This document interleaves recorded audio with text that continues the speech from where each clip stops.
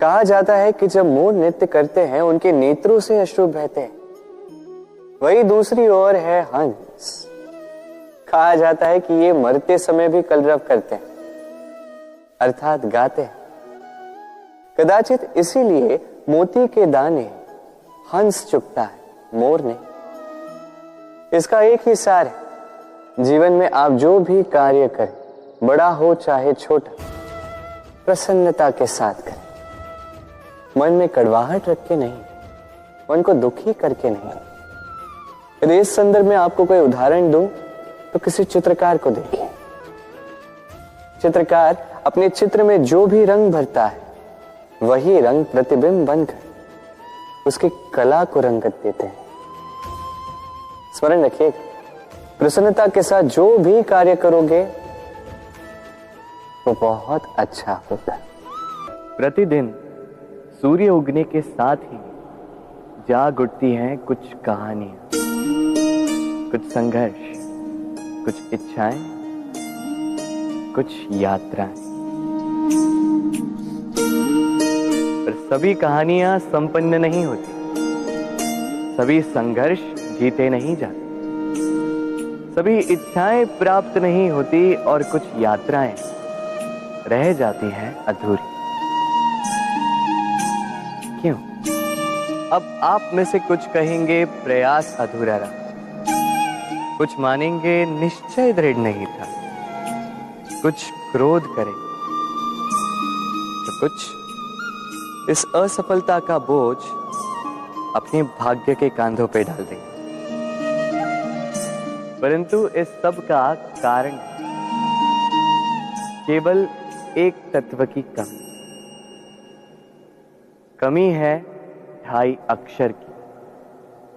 कमी है प्रेम। प्रेम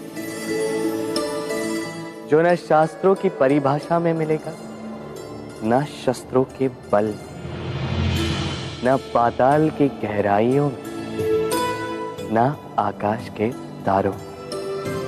तो ये प्रेम है का? कैसे पाया जाता है इसे? क्या है मार्ग प्रेम को पाने का? प्रयास रहेगा आपको यही समझाने का। तो आइए भागी बनिए इस यात्रा की, साक्षी बनिए प्रेम की इस भाव विभोर कर देने वाली महागाथा की, जो अलौकिक होकर भी इसी लोक में रची गई। और इस यात्रा के लिए आपको ना कोई शुल्क लगेगा, ना ही कोई परिचय पत्र। समुद्र मंथन के समय 2 रत्न प्राप्त हुए थे। पहला हलाहल, जिससे इस समस्त संसार के जीवों के प्राण बचाने के लिए महादेव ने उसे अपने कंठ में धारण कर लिया था। और दूसरा अमृत, जो पात्र भर मात्रा में ही प्राप्त हुआ। कभी कभी जीवन में कुछ वस्तुएं जो आपको आवश्यकता से कहीं अधिक मात्रा में प्राप्त होती है, उपभोग करने के लिए आपके लिए विष सिद्ध हो सकती हैं। जैसे जल, आवश्यकता से कहीं अधिक मात्रा में ये जल आ जाए तो आपके प्राण ले सकता है, किंतु परिश्रम के पश्चात पात्र भर शीतल जल से आप स्नान कर लो तो ये आपके शरीर के लिए अमृत है। परिश्रम के पश्चात आपके शरीर को एक पात्र भर के भोजन मिल जाए तो आपके शरीर के लिए अमृत है। किंतु यदि बिना कोई परिश्रम किए दिन रात आप केवल भोजन ही करते जाओ तो ये आपके लिए विष है। विष और अमृत आपके संसाधनों पर निर्भर करता है। कोई वस्तु आपके लिए विष भी हो सकती है, अमृत भी। निर्भर करता है कि आप उसका उपभोग किस प्रकार से करते हैं, किस मात्रा में करते हैं। मनुष्य में जब भी शक्ति आती है वो स्वयं को बलवान समझता है। शक्ति आती ही उसमें अहंकार भी आ जाता है, अभिमान भी आ जाता है। कारण ये है कि वो एक सरल सी बात नहीं समझ पाता। ये सब जो है समय के कारण। समय से अधिक बलवान और कोई नहीं है। ये समय ही था जो रावण ने भक्ति से कैलाश को उठा लिया। ये समय ही था जिस कारण से रावण का अंत हुआ साथ ही राक्षस कुल का अंत हुआ, साथ ही लंका भस्म हो गई। देखा जाए तो जन्म से अंत तक का ये जो समय है ये जीवन, किंतु इसमें भी जो समय आता है किसी कारण से आता है, जिसे हम जी सकते हैं, जिसे हम सीख सकते हैं। तो आज जो समय आपके हाथ में है उसे मुट्ठी में बांध लें, उसे सहेज के रखें, उसे संजोएं, उसका अनुभव करें, उससे सीखें। इस समय को व्यर्थ मत जाने दीजिए और इतना जान लीजिए कि भविष्य में जो कुछ भी हो सकता है, जो होने वाला है, वो ना तो आप जानते हैं ना वो आपके वश में है। इसलिए आज अहंकार और अभिमान करके भविष्य का अनर्थ मत कीजिए, स्वयं का अनर्थ मत कीजिए। यही समय का अर्थ है। कभी आपने सोचा है कि वो क्या है जो आपको आगे बढ़ने से रोकता है? जैसे कि आप मार्ग से चल रहे हैं, पांव में मोच आपको आगे बढ़ने से रोकती है, वैसे ही जीवन में छोटी सोच आपको आगे बढ़ने से रोकती। देखिए, यदि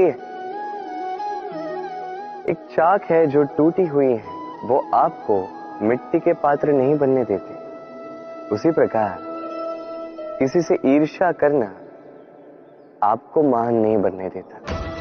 मैं ऊंचा हूं और वो नीचा है, ये विचार कभी आपको ऊंचे उठने नहीं देता। मन से सारे विकार, ईर्ष्या, मोह, लोभ, लालच सब निकाल फेंकिए। इस सोच को बड़ा कीजिए, सकारात्मकता लाइए और पूर्ण समर्पण से कर्म करते जाइए। महानता और सफलता दोनों आपके कदम चूमेंगे। इतने आगे के विषय में सोचना चाहिए। अदूरदर्शिता अत्यंत श्रेष्ठ गुण है मनुष्य में, किंतु दूर की देखने में इतना मत उलझ जाइए कि निकट क्या है ये आप देख ही ना पाए। आज की छोड़ के आप केवल भविष्य के विषय में सोचते रहते हैं, ये अनुचित है। अब देखिए, योजना बनाइए किंतु उससे अधिक रहिए। इस क्षण का कुछ ज्ञात नहीं और आने वाले वर्षों के विषय में हम सोचते जाते हैं। मैं ये अनुभव करूंगा, ये आनंद प्राप्त करूंगा, वो करूंगा, ये करूंगा, ये अनुचित है। योजित कीजिए, नियोजित कीजिए आज को, वर्तमान को, इस क्षण को। जीवन का वास्तविक आनंद भी यही है, जीवन जीने का सबसे अधिक श्रेष्ठ मार्ग भी यही। हमारे जीवन में जब भी हम पर कोई बड़ा उत्तरदायित्व आता है तो हम उससे दूर भागते हैं।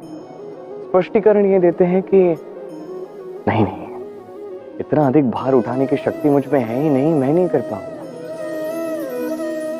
देखिए, संसार में भिन्न भिन्न प्रकार के वृक्ष हैं, कुछ छोटे हैं, कुछ बड़े, किंतु बरगद के वृक्ष जितना विशाल और घना वृक्ष और कोई नहीं है। निस्वार्थ भाव से संसार की वो सेवा करता है, छाया प्रदान करता है, शीतलता प्रदान करता है। और जब एक ऐसा समय आता है जब उस पे अत्यधिक भार आ जाता है तो वो टूट कर गिरता नहीं है, तब उसे अपने इस निस्वार्थ कर्म का फल मिलता है। वो निस्वार्थ कर्म जो उसने किया, उसके तनों से जो टहनियां निकलती हैं वो बेल बन जाती हैं।